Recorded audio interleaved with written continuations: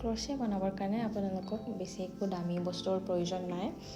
এটা simple hook লাগে যিকোনো দোকানত পাব আপোনালোকে ঊলৰ দোকানত এইটো 3mm ঊল হয় হুকডাল 15-20 টকাৰ ভিতৰত পাই যায় তাৰপিছত এটা কেঁচি লাগে কেঁচি সকলো ঘৰত থাকেই তাৰপিছত ঊল মেইন বস্তুটো ঊল আপোনালোকে সাইজ চাই ল'ব এইটো 4 প্লাই সাইজ হয় 3mm ৰ লগত এইটোৱে সাইজ যায় এইবিলাক কিচেন মই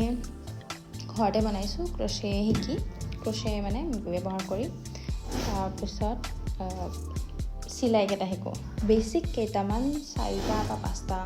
সিলাই থাকে ষ্টিচেছ থাকে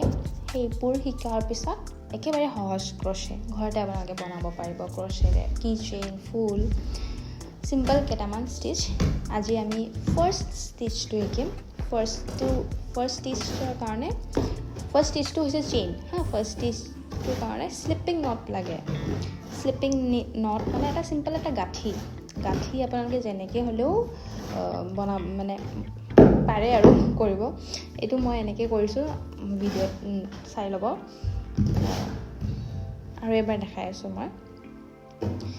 ঊলটো এনেকৈ দুটা আঙুলিৰ মাজত ধৰি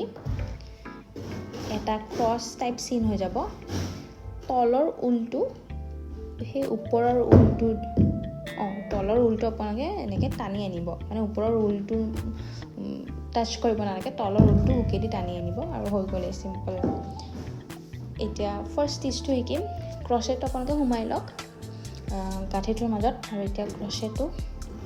যেনেকৈ মন ল'ব পাৰে মই দেখাই দিছোঁ কেনেকৈ ল'ব পাৰে কৰোঁতে আহি যাব আপোনালোকে যেনেকৈ মন ল'ব পাৰে আৰু ঊলটো এতিয়া হাতত মেৰাব লাগিব হাতত মেৰাবৰ কাৰণে ঊলটো এনেকৈ এই পইণ্টেড ফিংগাৰ মানে এই কি আঙুলি কয় এইটো মই নাজানো এই পইণ্টেড ফিংগাৰটোত লৈ উঠি তাৰপিছত বাকীখিনি ঊল কিনা আঙুলিটোত মেৰাই ল'ব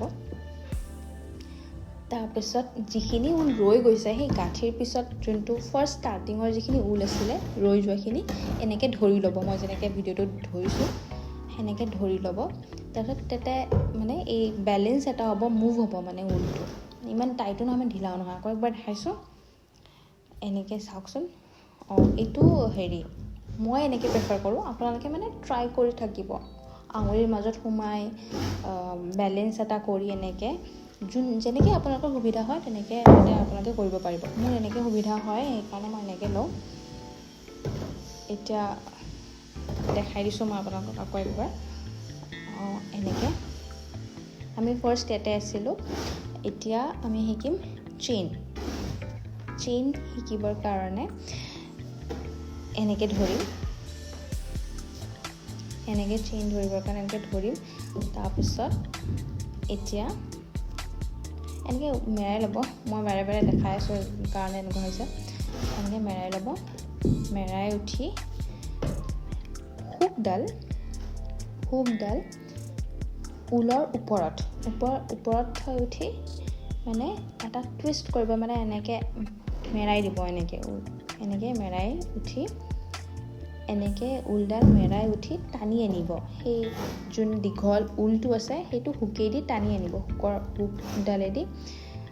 সেই হুকেদি টানি আনি সেই ফুটাটো সেই যোনটো গাঁঠিত আমি হুকটো শুকাইছোঁ সেই হুকেদি টানি মানে গোটেই ঊলটো টানি আনিব এইটো ইয়াৰ্ন অভাৰ বুলি কয় এই ঊলটো যে আমি ক্ৰচেৰে মেৰালোঁ এইটো ইয়াৰ্ন অভাৰ আৰু আকৌ এবাৰ কৰি দেখাই আছোঁ ঊলটো তলত থাকিল হুকডাল ওপৰত 1 2 3 এনেকৈ 1 2 3 1 2 3 আকৌ এবাৰ দেখাই আছোঁ 1 2 3 মই এনেকৈ 10টা কৰিছোঁ আপোনালোকেও কৰক 2 3 এনেকৈ 1 2 3 1 2 3 আৰু এইটো চেইন হৈ গ'ল আপোনালোকে যদি কিবা বুজি নাপায় কমেণ্টত ক'ব দেই মই আকৌ এবাৰ শিকাই দিম মই ইয়াতে গণি দেখাইছোঁ 1 2 3 এনেকৈ ইয়াতে 10টা আছে 20টা বনাইছোঁ 20টা বনাইছোঁ মই পইচা ভৰটো পিছত দি আছোঁ সেইকাৰণে মিলা নাই চাগে বহুতখিনি বস্তু এতিয়া আমি এইটো মানে গাঁঠি এটা মাৰি উঠি কাটি দিম যাতে মানে বস্তুটো খুলি নাযায় এইটো হৈ গ'ল চেইন আপোনালোকৰ চেইনডাল একদম চিধা নহ'বও পাৰে মানে বেকা হ'ব পাৰে বা ঢিলা হ'ব পাৰে একো কথা নাই ফাৰ্ষ্টতে মোৰো তেনেকুৱাই হৈছিলে বা এইটো ইমান এটা চিধা হোৱা নাই আপোনালোকে চাব পাৰে চিম্পল এইটো চেইন হৈ গ'ল আৰু এনেকুৱা ভিডিঅ'ছৰ বাবে ছাবস্ক্ৰাইব কৰিব বাকীকেইটা পাৰ্ট আহি আছে ছাবস্ক্ৰাইব কৰিব